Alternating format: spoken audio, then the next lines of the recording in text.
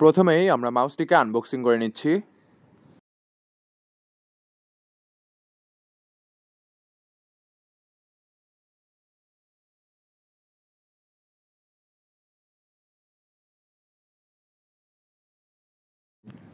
এখন আমরা ব্যাটারিটি মাউসে লাগিয়ে নিব।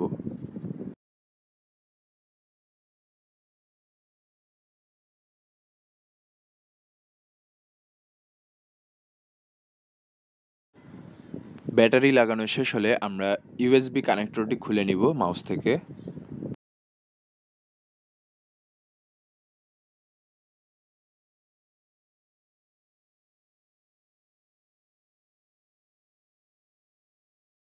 এখন আমরা ইউএসবি কানেক্টরটিকে ইউএসবি পোর্টে লাগিয়ে নিব, অর্থাৎ এটি ল্যাপটপের সাথে কানেক্ট করে দিব। এখন আমি মাউসের পাওয়ার বাটন থেকে মাউসটিকে অন করে নিচ্ছি।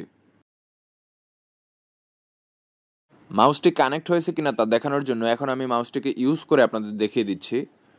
তো এখানে আপনারা দেখতে পাচ্ছেন ল্যাপটপের স্ক্রিন স্ক্রলিং হচ্ছে, অর্থাৎ আমি মাউস দিয়ে স্ক্রলিং করছি।